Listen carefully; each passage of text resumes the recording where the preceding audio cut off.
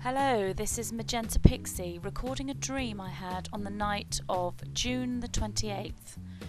This dream was not lucid or an astral projection, but it was significant. Most people who watch my videos will be fully aware that the Dreamtime is the dimension where you can meet those who have passed over. But if you are not aware of this, then allow me to explain. When you dream, you enter the Dreamtime, and like our waking world, there are many different levels of consciousness or dimensions to Dreamtime. One of those dimensions is where you meet those who were once incarnated and living in this reality and have now passed over. And of course, there are various different levels as to where they go when they pass over. I have met several individuals, human and animals, that have passed to these astral dimensions, but none so significant globally as Michael Jackson.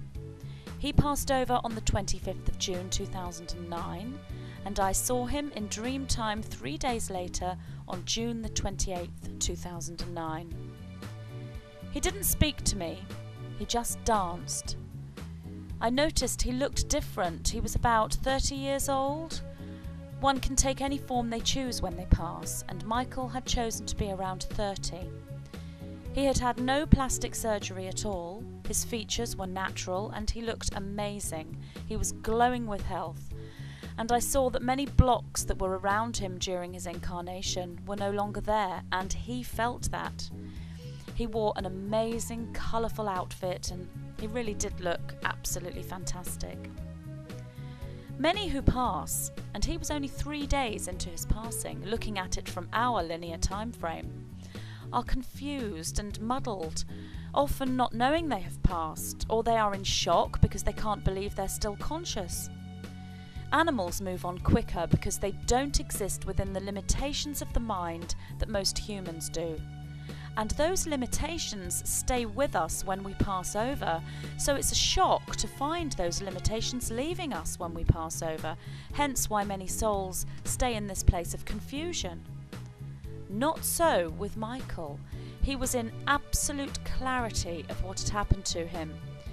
Usually this kind of clarity so quickly after passing is there within those who have researched or remembered and become aware of the other dimensions during their incarnation. The limitations are widened and in some cases removed completely. These souls do not enter that confused state, and Michael Jackson was one of these souls. It's evident that he was aware of the other realms whilst in living incarnation.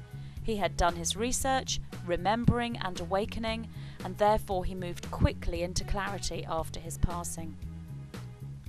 I watched him dance, honoured and surprised to find myself as an audience of one to the great king of pop, Michael Jackson, although I quickly realised that his energy was available for all those who wish it, those that aligned to the vibration of the dimension he was now existing in, the vibration that aligned with himself.